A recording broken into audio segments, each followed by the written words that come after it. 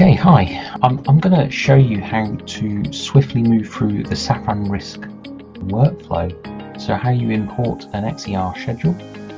You could actually, if you see my screen here, just create a new project from scratch. You could, because Safran Risk uses a fully matured scheduling engine quite comparable to P6. It's been around for about 25 years since the use in its Norwegian oil and gas industry.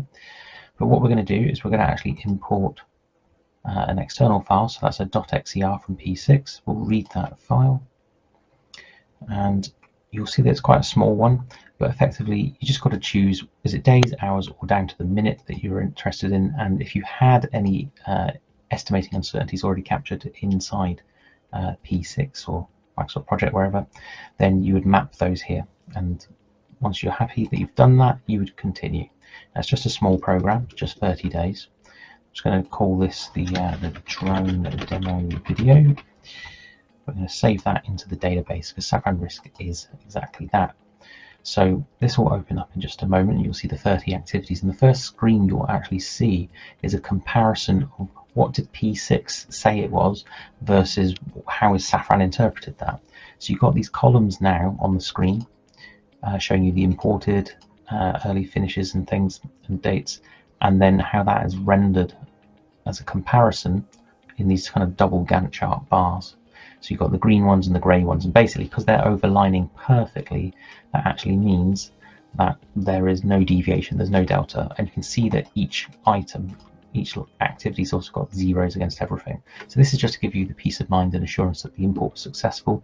If there was anything strange about that, then there's a column here called import warning, and there's a way of getting that out as a report as well.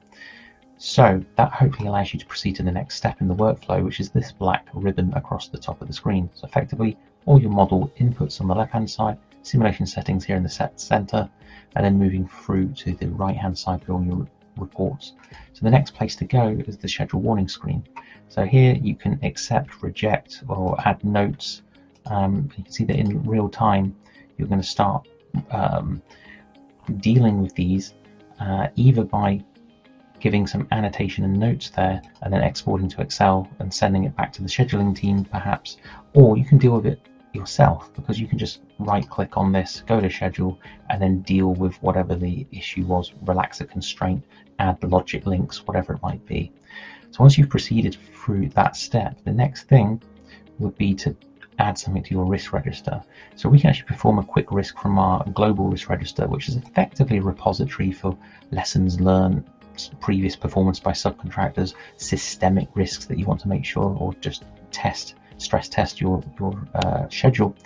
If we click on quick risk and then include in project, it adds it in there. So it's on my register, and I've just got it set up for a triangle plus or minus 10%. This is just to validate that the schedule network is working and behaving. So if I just go to the risk mapping screen next on the workflow, you can see I can just click on the parent node here, quick risk, and that's snapped, and all the child elements now have plus or minus 10%.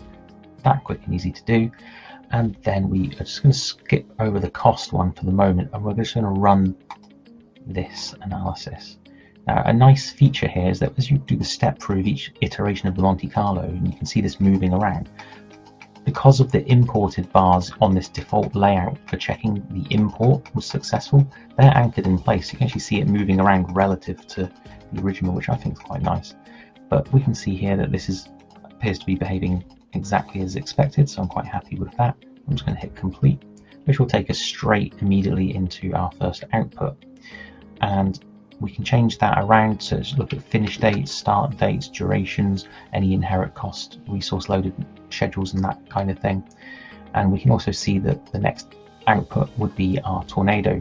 The risk register tornado is not telling us too much at the moment because it's effectively saying the same thing as the right hand tornado, which is which activities are driving things, because they're all suffering the same plus or minus 10% quick risk. So we're not really learning too much at this moment.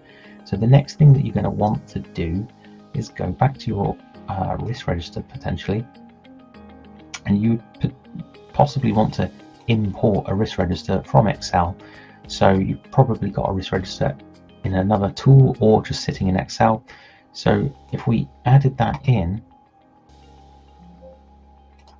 you'll see a bunch of risks that turn up, including some new estimating uncertainties. So rather than just using the quick risk plus or minus 10%, we might go with low, medium and high using a different distribution shape. We've got 9 to choose from here in Safran Risk, but something like this would be a very simple way to start. We've got some discrete risk events, we call them standard. We've also got a calendar risk as well, just for modelling weather downtime, that kind of thing. So what we might want to do now, probably just delete that quick risk, we don't need that anymore, so I'll take that off the register. But we'll go back to our risk mapping, and at this point you can see that my matrix view now needs everything assigning. So we would assign that, and then you would go through and run the analysis again. Now I'm going to cheat because I've actually done this already for this particular project. So because maybe if you're thinking about previous projects that or existing projects that you're on, actually you've already done the exercise once before. So really what you're looking to do is take the mappings that you've already done previously. So we can actually do that. So instead of importing an individual risk register each time and then having to remap everything, if you go back to your home screen, you can actually import risk model. So that will be your project risk register, the mappings, any correlations and any cost model. So let's do that now. We'll import that, import the risk model. So all of those tabs will now be populated. The analyze button just went red because it sensed that there was a change. You can see these little red dots telling us there's a bit of feedback that something has been edited or amended since it was last simulated. So don't necessarily trust what you're looking at. So let's go back to the risk register. So you can see these are all pretty much still the same items. But when we go to our risk mapping screen, it remembers all of those mappings. So to help you with risk mappings, just a quick tip. If you go back to your schedule, I mean, this import view can be changed to any other layout that you particularly desire. Let's go for like a risk input layout. So here I've got my work breakdown structures articulated, and I'm using that as part of the groupings, so I can start to see some WBS. And when I come in here now, you'll see WBS is also there. So it becomes easy to snap like a low, medium or high, or all the weather risks to one particular WBS if that's going to be helpful, just to quickly cascade a single risk or a single estimating uncertainty across the whole register, whole schedule. So now that we've got that in place, we can go back here to our analyze screen. So you can see that all these risks have now been added. I can model them at pre or post or any combination in between, which is unique to Safran Risk. So we can do that, and we can also turn off and on certain risks if you so choose. And we're going to run 2000 iterations, and we'll have the step through one again this time. So we can model this and come here. Now what you might want to do from this point onwards is you might want to run maybe a risk model where there's only the estimating uncertainty. You might want to run a risk model where only the pre-mitigated risks. So you would use that analyze tab to choose what is being modeled, and then once you created that model, you'd hit this button at the top of the screen, send to comparison, and it will pop that into the database. So that's now saved until you come in here and delete it. So wherever you access your database from, you'll be able to find this. So what you can actually do is start adding in more curves. So we might want to put in the post-mitigated position. We'll run the analysis. I'll just hit complete on that. And again, I will send to comparison. So I've now got my two S-curves side by side, and my little table will tell me what the delta of the project, the difference is there at any p-value that you ask it to. So 251 days delta between those two at P80. So the trending part of this is quite interesting actually, because if you go back to the reports, so these are all the other reports saved in my database here. So yes, you might have this kind of typical, what does a pre versus post versus just duration uncertainty only look like, but then there's also the ability to come in and say, what are you expecting to happen, and trend it forwards. And that's hitting this little button at the top. So instead of seeing S-curve side by side, we can have a look at what the p-values are doing on each given S-curve and see that as one trend. So I've got another one here actually, where I've preempted what you would typically do in this process. If if we open that one up, so you can see here this first curve is my plus or minus quick risk on 10% variation. Let's pop that into trending though, and we can step through this. So then we've got the low, medium, high estimating uncertainties, but none of the risks. Then we've got the pre-mitigated risks added in. Then we add correlation, and then we assume that everything's going to be successful in terms of our post-mitigated position. So all the bars come closer together in the trending lines. It becomes more predictable, less volatile. But then finally, we could also run a realistic risk-adjusted model, and that is taking into consideration that sometimes we're not going to actually be able to execute all the mitigation actions that we want to, and even if we did, sometimes they're not necessarily going to be successful. So you can see the risk profile widens and creeps up. The P100 in particular, you can see start into this. So we could now go back to our drivers, and when we look at this, we can actually see not only two different tornadoes now, but we can also see that not only have we got particular risk from the risk register showing as the top ones driving things, but if you look at the fourth and fifth, DU, duration uncertainty high, pinpointed against activities AO130 and D0130, these ones are actually causing a lot of problems, but they were articulated as duration uncertainty, so plus or minus a percentage. Now, as risks, these items were not defined as risks. So that means that the software is actually helping us learn where the unassessed, unidentified risks actually are. So we can now look at those particular activities and think, what mitigation can we bring there? But the typical problem with this is that when you have your tornado graph, they're using correlation coefficient values. So I can see that a 0.624 is greater than a 0.425. What do those numbers mean? To most people, not a lot. Good for ranking, not good for anything else. So what we can do is we can go to sensitivity analysis and convert this, say, to the P80 value. We're going to run that, and it's going to revisit the previous simulation that we've already run. There's the black S-curve that we've already seen, and it will start bringing or excluding one risk at a time from the risk register, discerning and measuring the effect that that then has on the model when you remove it.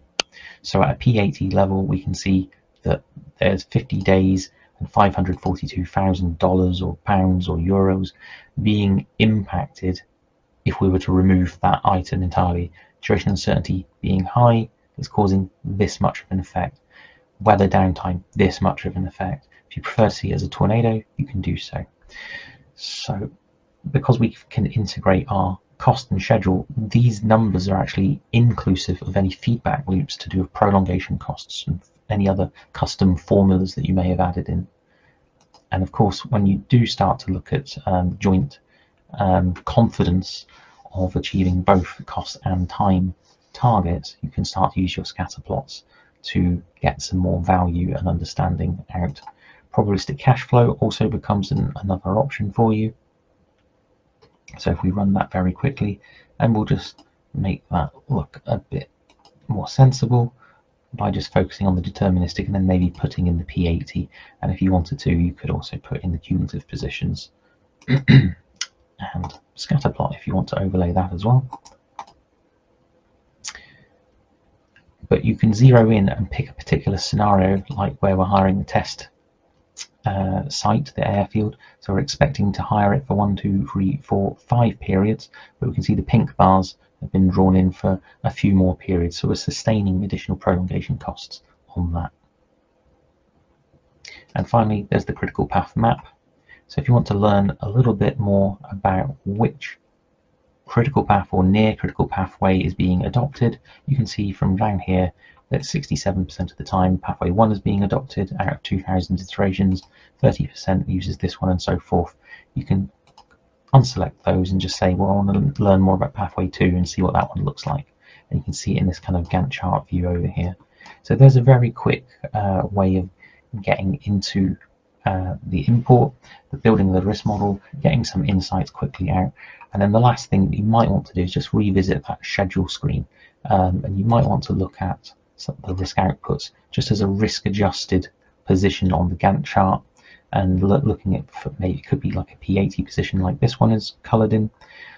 It could be something else. You might want to look at the full range of the uncertainty as well. So here's another layout that you could customize all the colors and positions, etc., as you want, or filter as you need.